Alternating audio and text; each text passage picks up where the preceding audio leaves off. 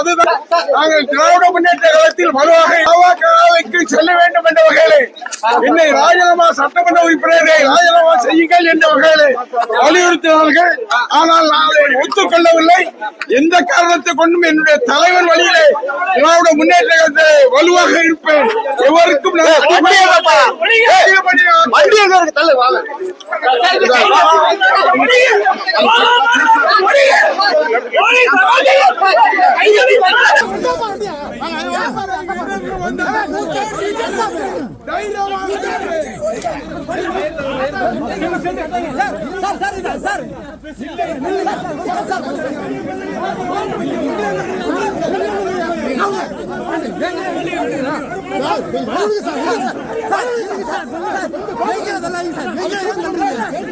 உங்களை நாங்களும் கஷ்டப்படுறோம். இருங்க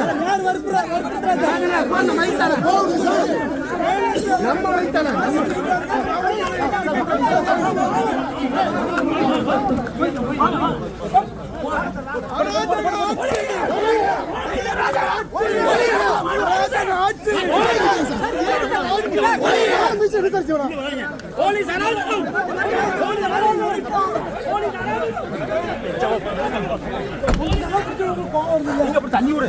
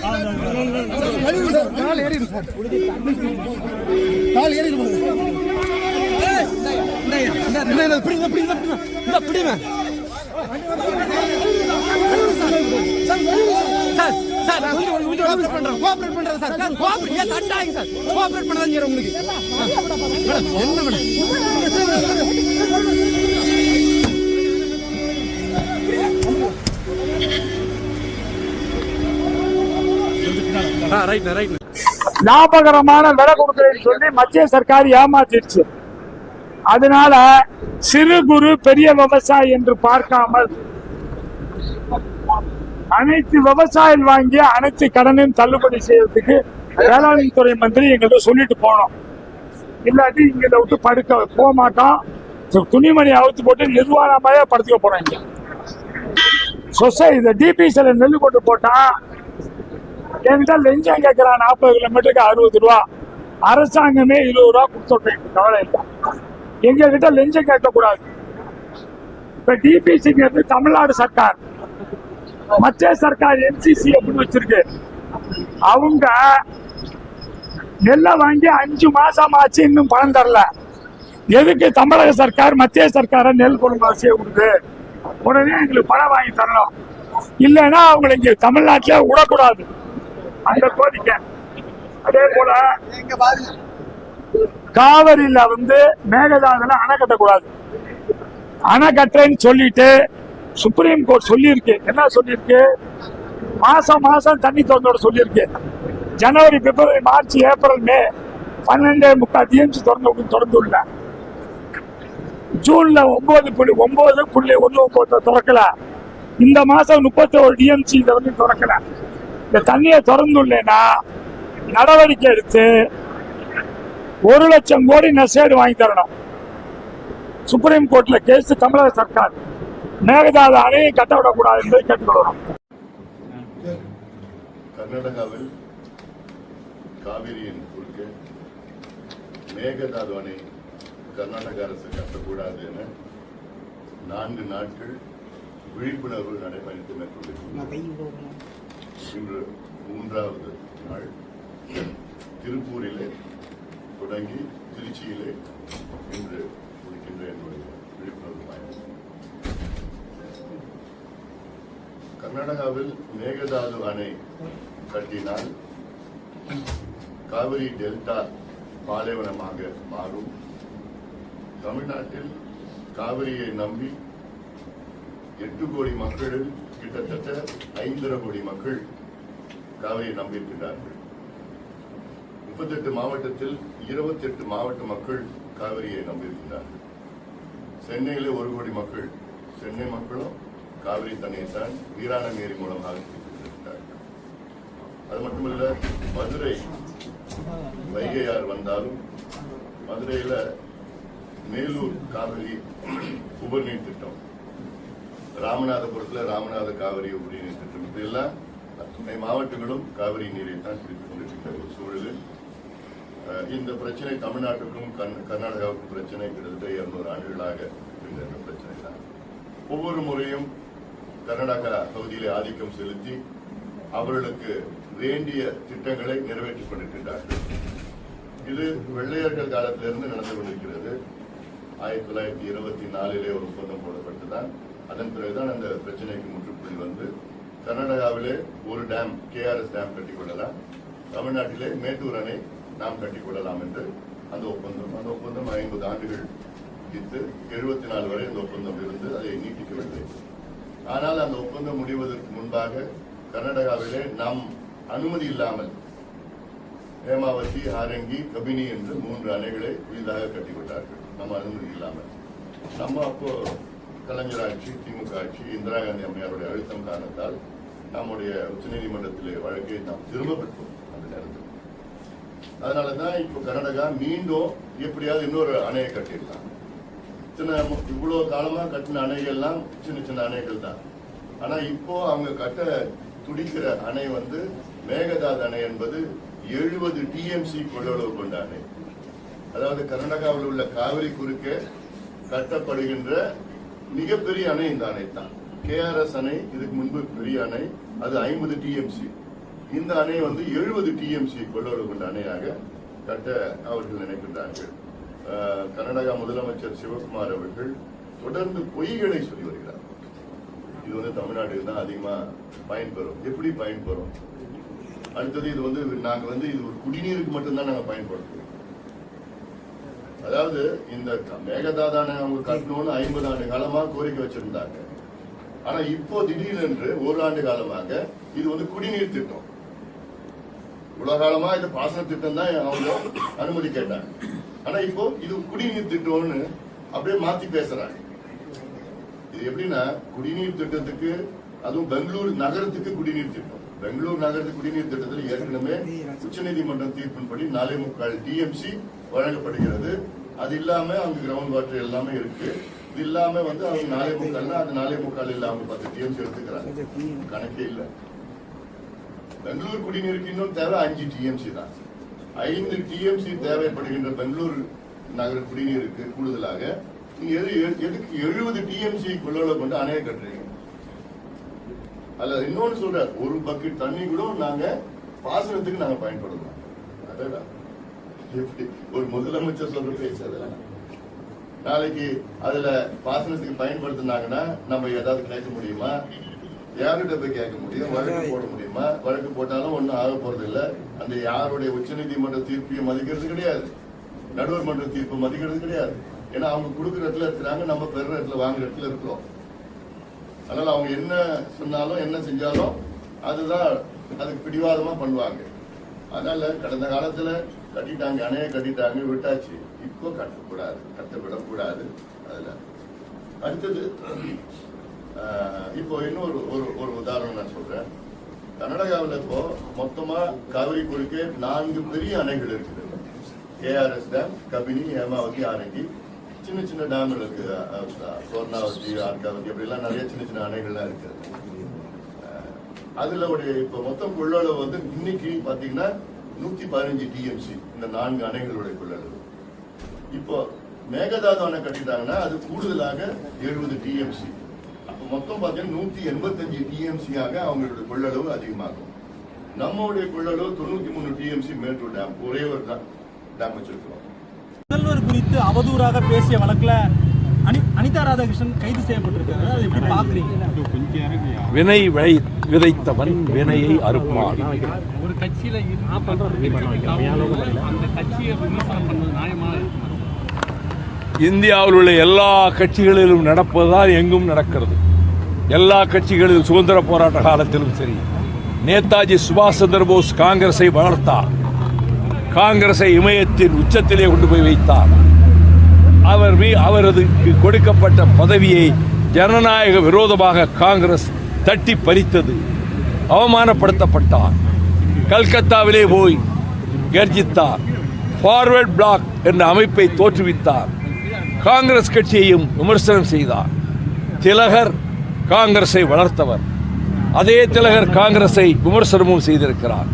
வ.உ. சிதம்பரம் பிள்ளை சூரத் மாநாட்டிலே போய் காங்கிரஸிலே பங்கேற்றவர். அந்த கப்பலோட்டிய தமிழனும் காங்கிரஸை விமர்சித்திருக்கிறார்.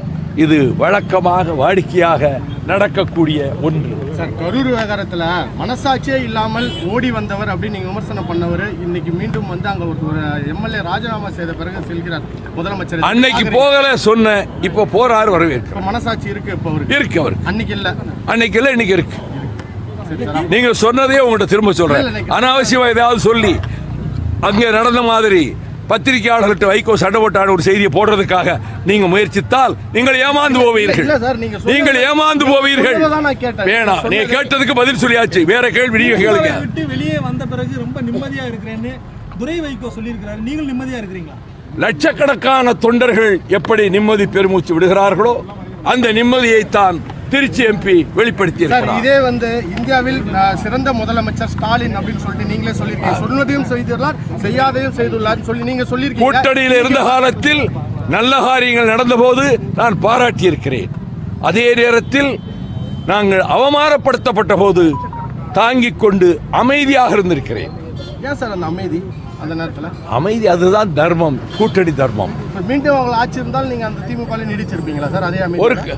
என் மீது 30 வருஷங்களுக்கு பிறகு கொலைப்பழி சுமத்தி வீதியிலே தூக்கி எறிந்தவர்கள் என்பதை மறந்துவிட்டு அவர்களுக்கு ஆதரவு கொடுத்தேன். அதிக முறை உங்களை எம்பியாக வைத்து அழகு பார்த்தவர்கள் திமுக.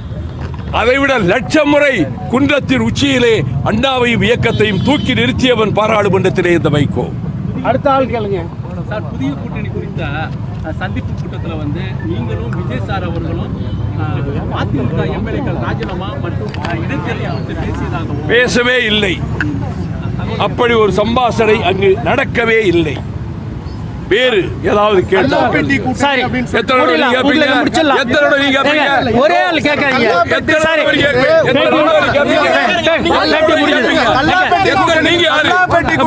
உங்க கேள்விக்கு ஒரே ஆள் ஒரே ஆளு கேட்காதீங்க. ஒரே எந்த தைரியத்தில் சொல்றாரு ஸ்டாலின்? என்ன அந்த 40 நாட்ல அவர் பயங்கரமான ஒரு மக்களுடைய நன்மதிக்கு பெற்று மிகப்பெரிய மாபெரும் தலைவர் ஆயிட்டாரு ஸ்டாலின். 5 வருஷமா முதல்வராக இருந்து உங்களால உங்களோட தொகுதியிலே ஜெயிக்க முடியல. அப்ப இந்த 30 நாள்ல நீங்க மாபெரும் தலைவர் ஆயிட்டீங்களா ஸ்டாலின்? இல்ல ஒன்னும் பண்ணல. நான் 5 வருஷமா இருந்த உங்க மேல நன்மதிப்பு தான் உங்களுடைய கொளத்தூர் தொகுதியிலே மக்கள் காட்டிட்டாங்க. அப்ப இந்த 30 நாள்ல இந்த அரசு கவிழும்னு நீங்க எப்படி சொன்னீங்க? எந்த தைரியத்தை சொன்னீங்க? பர்ச்சேஸ் பண்ற கெப்பாசிட்டி வச்சு தானே சொன்னீங்க. நீங்க எங்களுடைய எம்எல்ஏக்களே நாங்க 40 கோடி 50 கோடி கொடுத்து பர்ச்சேஸ் பண்ணும் தைரியத்தில் தானே சொன்னீங்க. அப்புறம் என்ன தைரியத்தை சொன்னாரு? ஸ்டாலினுக்குன்னு ஒரு ஆளுமை இந்த 30 நாள்ல புதுசா வந்துருச்சா? இல்ல மாபெரும் தலைவர் ஆயிட்டாரா? அவர் சொன்னதற்கான அர்த்தம் நாங்கள் பர்ச்சேஸ் பண்ண போறோம், நாங்கள் 40 கோடி 50 கோடிக்கு பேரம் பேசிட்டு இருக்கோன்றத மனதில் வைத்து அந்த தைரியத்தில் மட்டும்தான் ஸ்டாலின் சொன்னார். அது கண்டிப்பா நடைபெறாது. எங்கள் எம்எல்ஏ யாரையும் கிட்ட கூட நெருங்க முடியாது. நெருங்கினால் இப்ப என்ன மாதிரியான ஒருத்தர் வந்து ஆதாரபூர்வம் மாட்டினாங்களோ அதே மாதிரி எல்லாரும் மாட்டுவார்கள். அதுல எந்த மாற்று கருத்தும் கிடையாது. குதிரை பேரம் திரும்பவும் சொல்றோம் இங்க பாருங்க, திரும்பவும் சொல்றோம். நாங்கள் எந்த குதிரை பேரத்தில் ஈடுபடவும் மாட்டோம். அதற்கான தேவையும் இல்லை. இன்னைக்கு விட்டாலும் நாங்கள் தேர்தலை சந்திப்போம். மக்கள் 100% எங்களோடு இருக்காங்க. இன்னைக்கு விட்டால் நாங்கள் தேர்தலை சந்திப்போம். ஆனால் ஸ்டாலினும் எடப்பாடியும் தான் குறுக்கு வழியில் இன்னைக்கு வந்து ஆட்சியை கைப்பற்ற நினைக்கிறாங்க. அது ஒரு காலத்தில் நடக்காது. 100% நாங்கள் இன்னைக்கு விட்டாலும் தாங்களை தேர்தல் சந்திக்க மக்கள் 100% எங்களுக்கு வாக்களிக்க தயாரா இருக்காங்க. இது எங்களுக்கு தேவையும் இல்லை. அக்யூஸ்டோடைய அட்வொகேட் எல்லாரும் போய் அவங்க சம்பந்தப்பட்ட அவங்களுடைய அக்யூஸ்ட் வந்து அவங்க சார்பாக வாதாடுறப்ப இப்படிதான் வாதாடுவாங்க. ஆனால் ஆதாரம் இல்லாமல் யாரையாவது கைது செய்ய முடியுமா? அவர்கள் பேரம் பேசாமல் இந்த நடவடிக்கை எல்லாம் போலீசார் செய்ய முடியுமா? இதெல்லாம் கோர்ட்ல கண்டிப்பா சார்ஜ் ஷீட்ல சமர்ப்பிப்பாங்கல்ல. ஆதாரம் இல்லாமல் யாரையும் கைது செய்ய முடியாது. அக்யூஸ்ட் சார்பாக கைது செய்யப்பட்ட சம்பந்தப்பட்ட நபர்கள் சார்பாக ஆஜராகிற வழக்கறிஞர்கள் அவர்கள் சார்பாக வாதாடம் தான் செய்வார்கள். அதற்கு உள்ள கோர்ட்ல என்ன எடுத்துக்கலான்னு இருக்குல்ல, இதெல்லாம் கேட்டுதானே நீதிபதி அவர் ரிமாண்டுக்கு பண்ணாங்க, எல்லாம் கேட்டுதான் ரிமாண்ட் பண்ணாங்க. இப்ப எதுக்கு போய் ஒரு சில பேர்லாம் வந்து அதுல சம்பந்தம் இல்லாம ஒரு சில பேர் வந்து ஆன்டிசிபேட்டரி பெயில் போய் நிக்கிறாங்க, ஏவி போட்டு நிக்கிறாங்கல்ல, எதுக்கு ஆன்டிசிபேட்டரி பெயில் போறாங்க? உங்களுக்கு சம்பந்தம் இல்லைன்னா எதுக்கு ஆன்டிசிபேட்டரி பெயில் போறீங்க? ஆதாரம் இல்லைன்னா எதுக்கு ஆன்டிசிபேட்டரி பெயில் போறீங்க? உங்க மேல குற்றம் இல்லைன்னா எதுக்கு போறீங்க? எந்த இதுவும் அரசு வந்து நியாயமாக நேர்மையா நடந்துட்டு வருது. இங்க குற்றச்செயல் புரியணும்னு நினைக்கிறவங்க எல்லாருமே திமுகவை சார்ந்தவங்க தான் எங்களுடைய எம்எல்ஏக்களை பர்ச்சேஸ் பண்ண நினைக்கிறாங்க. விராலிமலை சட்டப்பேரவை உறுப்பினர் விஜயபாஸ்கர் அவர்களும் கரூர் சட்டப்பேரவை உறுப்பினர் திரு விஜயபாஸ்கர் அவர்களும் நேற்றைய தினம் அவர்கள் தாவேகா கட்சியில் இணைந்து மேடையில் பேசிய கருத்துக்கள் எங்களை போன்ற கழக விசுவாசிகளுக்கு ஒரு மனவேதனையை, வருத்தத்தை ஏற்படுத்தக்கூடிய ஒன்றாக இருந்தது. அதனால் அவர்களை பற்றிய குறு செய்திகளை உங்களுக்கு தெரிவிக்க வேண்டும் என்று நான் விரும்புகிறேன். விராலிமலை சட்டமன்ற உறுப்பினர் விஜயபாஸ்கர் அவர் மீது எத்தனை வழக்குகள் இருக்கிறது என்பதை அவர் சொல்ல வேண்டும். குட்கா வழக்கு இருக்கிறது, சிபிஐ விசாரணை செய்த வழக்கு, சொத்து சேர்த்த வழக்கு இருக்கிறது, தேர்தல் வழக்கு இருக்கிறது. அவருடைய உயரத்திற்கு மிஞ்சிய வழக்குகள் நிரம்ப இருக்கிறது. அவர் எவ்வளவு சொத்து சேர்த்து வைத்திருக்கிறார் என்பதை ஒரு வெள்ளை அறிக்கை, தாவேகா என்பது வெள்ளை அறிக்கை கொடுப்பதிலே சிறப்பான காரியத்தை செய்திருக்கிற கட்சியாக இருக்கிறது. எனவே அதில் இணைந்திருக்கிற விஜயபாஸ்கர், விராலிமலை விஜயபாஸ்கர் அவர்கள், டாக்டர் விஜயபாஸ்கர் அவருடைய சொத்து என்ன என்பதை ஒரு வெள்ளை அறிக்கை மூலம் கொடுக்க வேண்டும் என்று நான் கேட்டுக் கொள்கிறேன். அவரிடம் எத்தனை குவாரிகள் இருக்கிறது, அந்த குவாரிகள் சட்டத்தை மீறாத குவாரிகளா, எப்படிப்பட்ட நிலையிலே அந்த குவாரிகள் நடத்தப்பட்டு வருகிறது என்பதை தாவேகா அரசு பரிசீலிக்குமா? நான் 120 குவாரிகளை மூடியிருக்கிறேன், பார்த்திருக்கிறேன், நடவடிக்கை எடுத்திருக்கிறேன் என்று சொல்லுகிற கனிம வளத்துறை அமைச்சர் டாக்டர் விஜயபாஸ்கருடைய குவாரிகள் முறையாக சட்டப்படிதான் நடக்கிறது என்பதை அமைச்சரே சொல்லுவாரா என்பதை நான் எதிர்பார்க்கிறேன். அதே போல எங்களுடைய பொதுச் செயலாளர் புரட்சித் தமிழர் எடப்பாடியார் அவர்களோடு இருக்கிற கட்சிக்காரர்கள், இருந்த கட்சிக்காரர்களையே ஒட்டி உறவாடிய, நெருக்கத்தை காட்டிய, அவரை விட்டால் வேறு ஒருவர் இல்லை என்று சொல்லக்கூடிய அளவுக்கு வீட்டிலேயும் பொது இடங்களிலேயும் சொல்ல போனால் சட்டமன்றங்களிலேயும் பொழுதேனிக்கு அவர் காதை கடித்துக் கொண்டே இருக்கிற விஜயபாஸ்கர் அவர்களே, நீங்கள் என்ன குறை கண்டீர்கள் எடப்பாடியாரிடத்தில் என்பதை சொல்ல வேண்டும். நேற்று சொன்ன உங்களுடைய கருத்துக்கள் அபத்தமானவை, அசிங்கமானவை, கேவலமானவை. அது உங்களுக்கு தரத்திற்கு நாங்கள் எதிர்பார்க்காத ஒன்றாகும். ஏனென்றால் நீங்கள் ஒரு குழுவாக போய் பேசினீர்கள், கூடினீர்கள், முடிவெடுத்தீர்கள். 10 அமைச்சர்களை பெற்றுக்கொண்டு, வாரியத்தாளர்களை பெற்றுக்கொண்டு தாவேகாவுக்கு போவதாக முடிவு செய்து விட்டீர்கள். விஜயபாஸ்கர் அவர்களே, நீங்களும் தொலைபேசியிலே என்னை அழைத்தீர்கள். உங்களுக்கு அமைச்சர் பதவி காத்திருக்கிறது, வாருங்கள் என்றீர்கள். எனக்கு கொடுக்கிற பதவியை நீனே சேர்த்து வச்சுக்கப்பா என்று நான் சொன்னேன். அப்படிப்பட்ட நிலையிலே தான் நீங்கள் இருந்தீர்கள். அது என்ன கட்சி கட்டுப்பாடு? யார் பேசினாலும் சரி, எவ்வளவு பெரிய மனிதர்கள் பேசினாலும் சரி, அல்லது ஒரு உறுப்பினர் பேசினாலும் சரி, கட்சி சார்ந்த, பொதுச் செயலாளர் சார்ந்த ஒரு கருத்தை பொதுச் செயலாளரோடு நேரடியாக விவாதிப்பதுதான் கட்சி கட்டுப்பாட்டுக்கு உட்பட்ட செயல். அதை தாண்டி வெளியில் பேசுகிற ஒரு கருத்தை பேசினால் அதுவே கட்சி கட்டுப்பாட்டை மீறிய செயல். எந்த முயற்சியும் எடுக்காமல் இருக்கிறார்கள் என்பதுதான் இன்றைக்கு வருத்தமான ஒரு நிகழ்வாக நாம் பார்க்கின்றோம். தாமதப்படுத்தாமல் தமிழ்நாடு அரசாங்கத்தின் தரப்பிலே கர்நாடக அரசாங்கத்தோடு பேசி கொஞ்சமாவது குடிநீரை அங்கிருந்து பெற வேண்டும், அதற்கான முயற்சிகளை அரசு மேற்கொள்ள வேண்டும் என்ற அந்த கோரிக்கையும் இன்றைக்கு நாம் வைத்துக் கொள்ளுகின்றோம். கேள்வி இருக்காதோ? சார், இப்ப கரூர்ல 41 பேர் இருந்திருக்கு காரணம் திமுக அரசு தான் அப்படின்னு அமைச்சர் ஆதவ குற்றம் சாட்டியிருக்காரு. இல்ல, இவங்க அதிமுகவிலிருந்து எம்எல்ஏக்களை இழுக்கின்ற அந்த முயற்சியிலே பல்வேறு விஷயங்களை பேசிக் கொண்டிருக்கிறார்கள். ஏன் இன்றைக்கு அதிமுகவிலிருந்து இவர்கள் சட்டமன்ற உறுப்பினர்களை தாவேகாவுக்கு கொண்டு வருகிறார்கள் என்பது புரியவில்லை. இன்றைக்கு தேவையான அளவு அவர்களுக்கு ஆதரவு இருக்கிறது. கம்யூனிஸ்ட் கட்சிகளும் விடுதலை சிறுத்தைகளும் ஐஎம்எல் கட்சியும் நாங்கள் ஆதரவை வாபஸ் பெறமாட்டோம் என்று உறுதியாக சொல்லி இருக்கிறார்கள். அப்படி ஆதரவு இருக்கும் பொழுது எதற்காக சட்டமன்ற உறுப்பினர்களை அதிமுகவிலிருந்து பிரித்து வருகிறார்கள் என்று தெரியவில்லை. இன்றைக்கு பாரதிய ஜனதா கட்சியை பொறுத்தவரை கவர்னர் சட்டமன்றத்திலே நடந்து கொண்ட அந்த போக்கை எல்லாம் பார்க்கும் பொழுது அந்த ஆதரவு தமிழ்நாடு அரசுக்கு இருக்கிறது என்பதை நாம் புரிந்து கொள்ள முடிகிறது. இப்போது ஆளுநர் அவர்கள் ஆய்வுக் கூட்டங்களை நடத்துகிறார் என்று சொன்னால், தமிழ்நாடு அரசாங்கத்திடமிருந்து எதுவும் வரவில்லை என்று சொன்னால், தமிழ்நாடு அரசாங்கத்தினுடைய முதலமைச்சருடைய ஒப்புதலோடு தான் இந்த ஆளுநருடைய ஆய்வுக் கூட்டங்கள் நடத்தப்படுகிறதா என்ற சந்தேகம் எழுகிறது. அவசரமாக இவர்கள் அதிமுகவிலிருந்து சட்டமன்ற உறுப்பினர்களை இழுப்பதை பார்த்தால் ஒரு பதற்றத்தில் இருப்பதை போல தோன்றுகிறது.